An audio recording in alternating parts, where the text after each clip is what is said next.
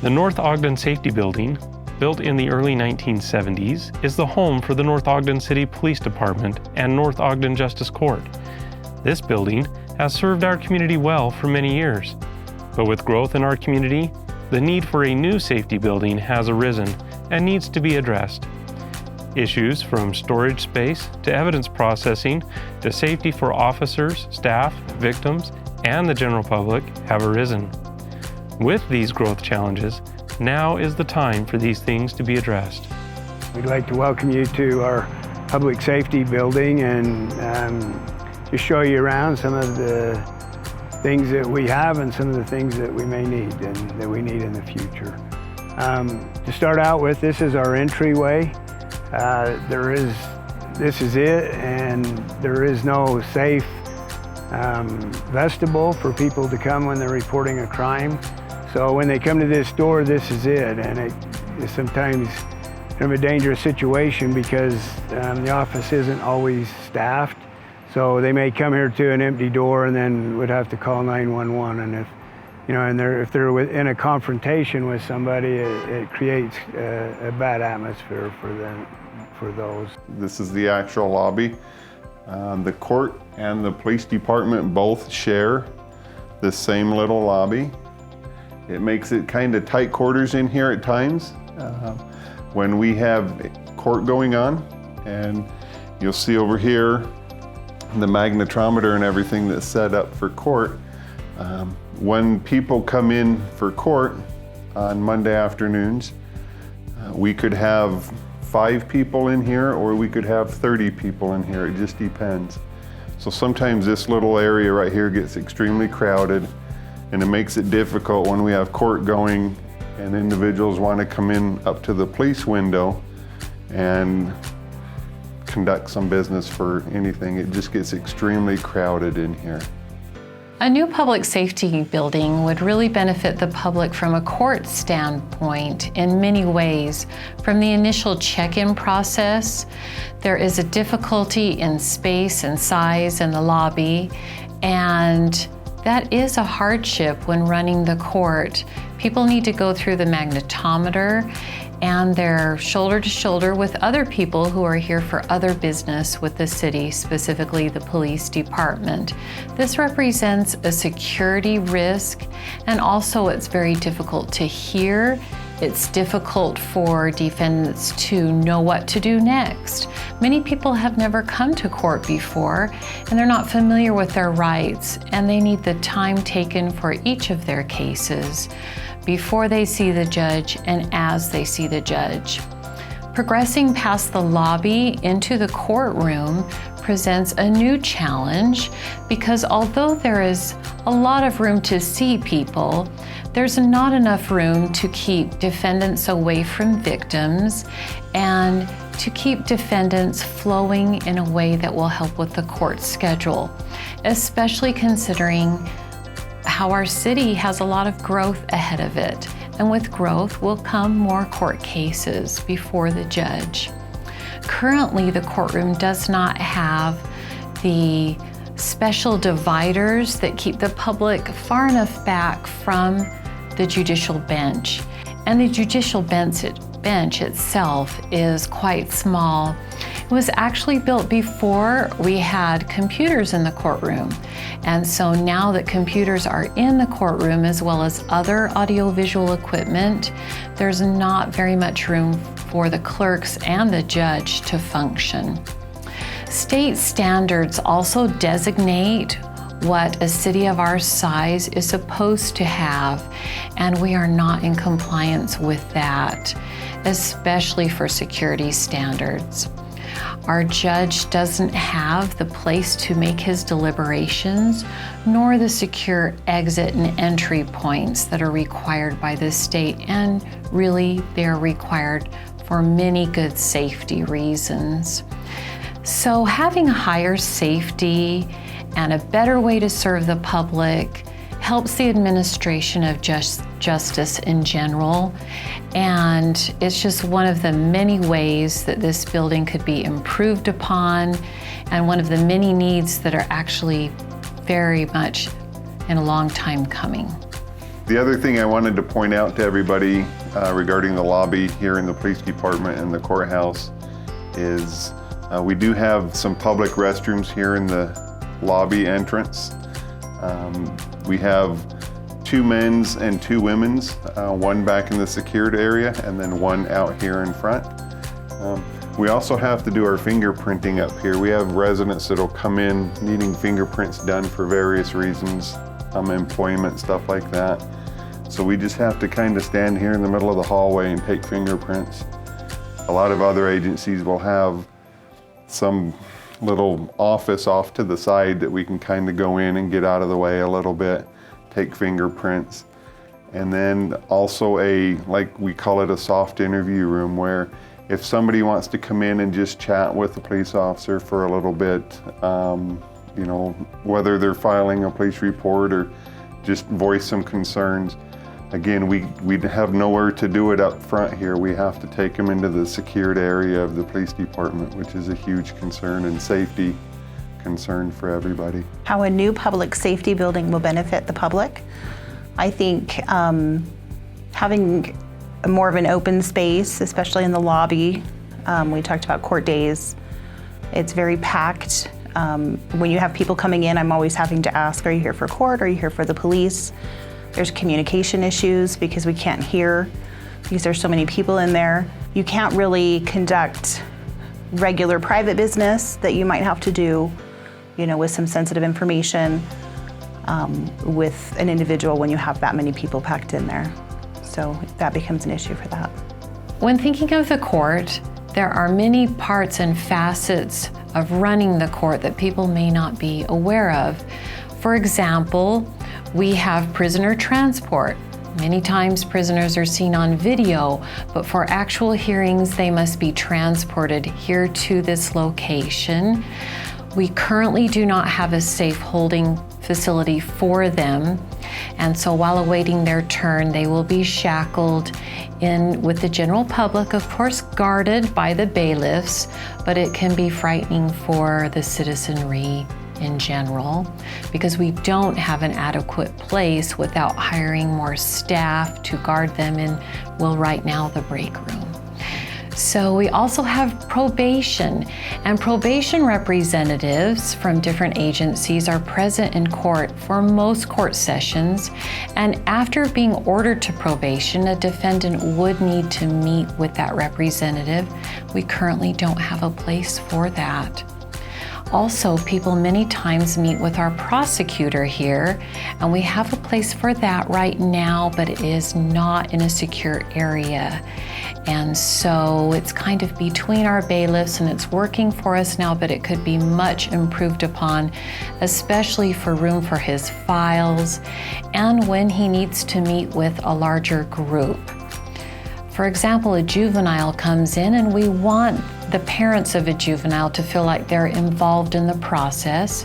Now, juvenile crimes are handled at a different court, but when they are traffic related and affect their driver license, they're actually handled in our court. And the prosecutor likes to be able to make the parents a part of those decisions as well. So we have probation, the prosecutor, the judge, the bailiffs, sometimes prisoners, the domestic violence advocate, the victims, the defendants, and the public coming into the building, and there is not enough room, nor are there enough restrooms. Right now, it's very possible that someone could be in a restroom and their accuser come in or the victim come in. It's not a safe and professional way for us to administer justice right now. Well, yes, there have been instances, not very many because we do have wonderful bailiffs from the North Ogden Police Department, but we do have those instances where a defendant is very upset and will need to be escorted out or perhaps taken and cuffed at that time and escorted to a holding facility. Those times are frightening for other court spectators, and there's not enough room to handle those type of issues. Another concern we had is we actually had a defendant come in and experience a seizure while speaking with the judge, and due to the close proximity of furniture, tables, and chairs, hit her head very hard on a piece of furniture and had to be transported to a medical facility. Also, unfortunately, domestic violence is a part of our court life, and with domestic violence cases comes victims. And we do fortunately have a victim advocate, but many times these people that are victims that are experiencing an upsetting situation already have to be in such close proximity to the alleged suspect that it's very upsetting for them and very fearful for them. And we need more of those safe rooms for them to be in until they are summoned into the court. We need places where they can speak freely with the domestic violence advocate without worrying if they're being overheard. We need separate entrances so they don't feel like where they have parked is now a danger because they can be seen. There are so many ways that we need to protect victims of crimes, and this building is not equipped to do that. This is kind of our multi-purpose room. It acts as our waiting room, our one and only interview room that we have in the building.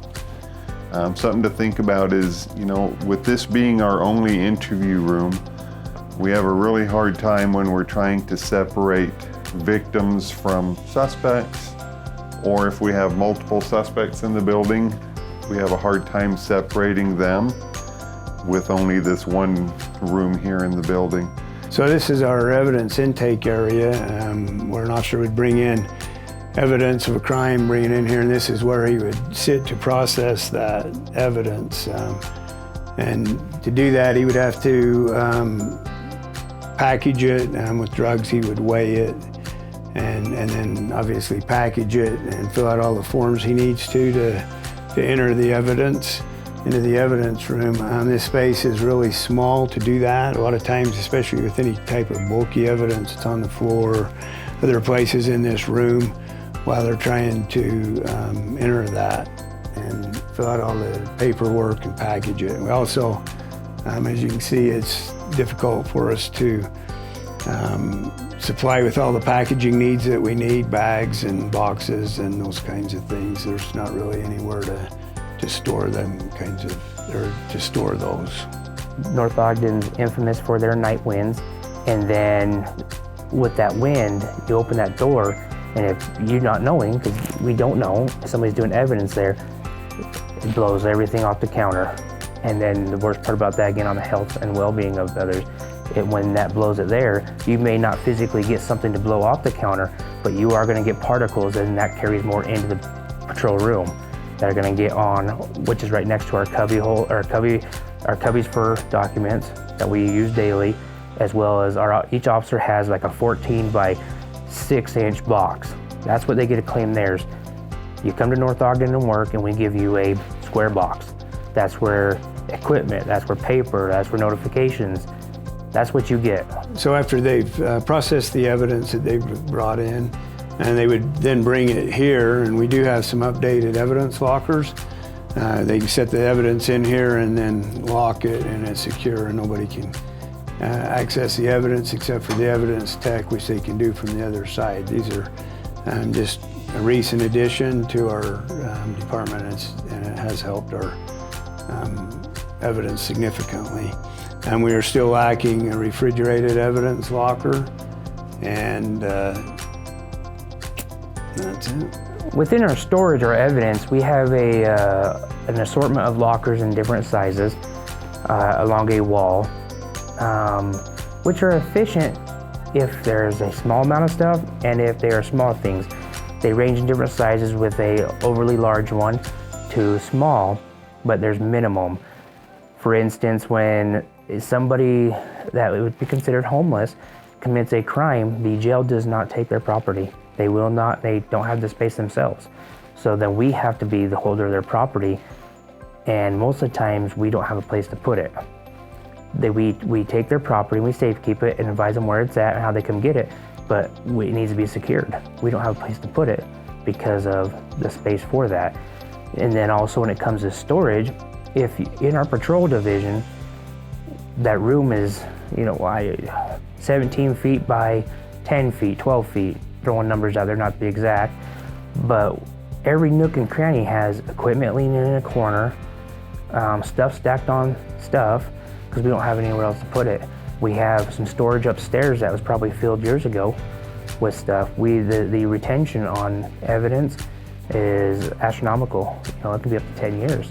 It could be up for 20 years. It just all comes down to the case and the pertinence of it and what the case was within itself.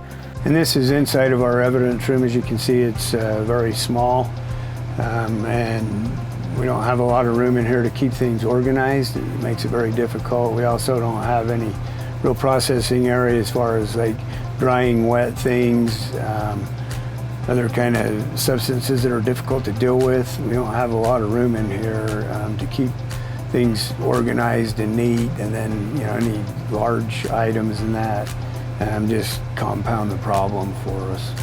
So this is basically our only storage room we have in the entire building.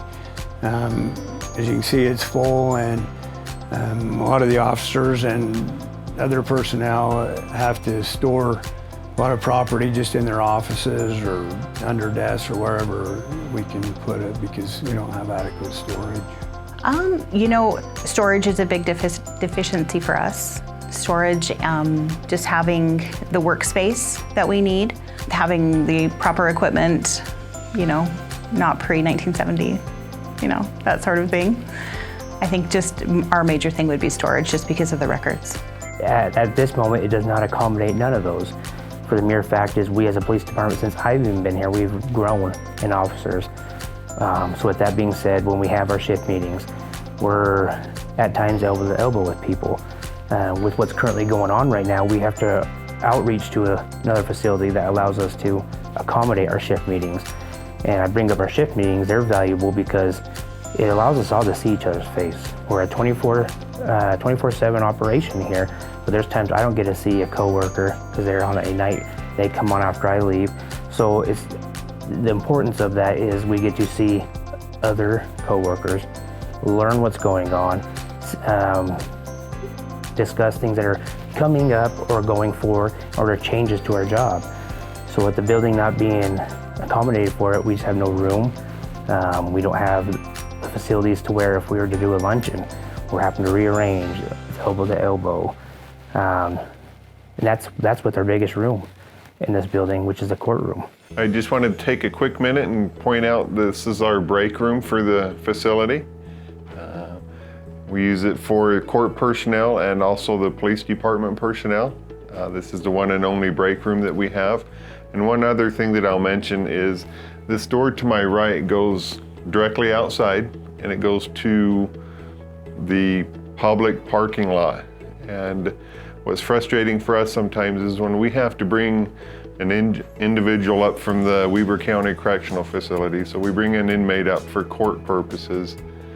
We have nowhere to put them in the building if our one and only interview room is being used. So we have to bring the individuals in from the correctional facility. We'll bring them in here and have them sit right here in our break room. There's been talk, where we've had to chain them up, whether it's, to the fridge or the stove. But it's kind of frustrating if somebody needs to be here around lunchtime or dinner time for our night crew that's here. Just kind of inconvenient, and trying to enjoy a break or something when we're bringing inmates in and out of our one and only break room in the building. So just the simplicity of the cosmetics. Look where I could decompress. Look where I could sit back and just enjoy something. Look where we could put a TV that we can put our computer and mirror it and go across instead of huddling around each other on a 17-inch laptop screen. So aesthetics outside and inside, and I think everybody would agree, the safety. Our spouses would agree, safety. We cannot come into work, into our office, to a secure facility. The door may not open, but there's numerous windows broke already. And just the aesthetics of, wow. I feel sweaty because I just got that accident, but I come into that old, dingy, not able to cool off, not able to put my uniform somewhere, take my carrier off and put it somewhere while I use the restroom. I have to put it on a table in our patrol room where drugs are accounted for, or I have to put it around the floor somewhere. There's just nowhere to put it. So the aesthetics to want somebody to come work here are none, because we do not have nothing to offer besides, here's our home.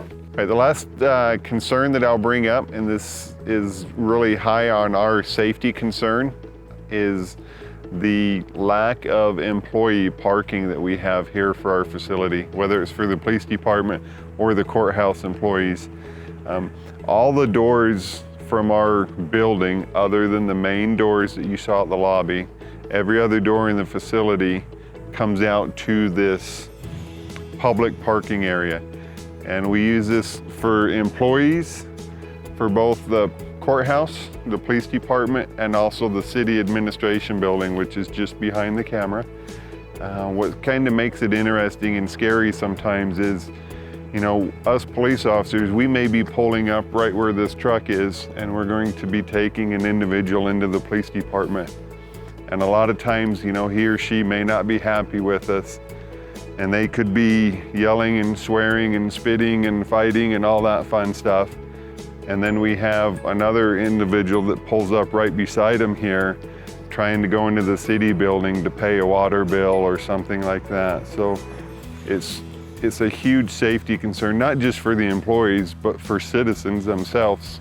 You know, they could pull into this parking lot and have no idea what we've got going on in the parking lot. As you have heard, the number one concern shared by all who work at the North Ogden Safety Building is safety. Safety of the public, the victims, the office staff, and the police officers and justice personnel who frequent this important facility. The other issues of evidence processing, storage, and even morale should be equally considered. These incredible men and women who work for our city are coming to you as citizens to ask for your help in making things better for them and our entire community. Thank you for your consideration.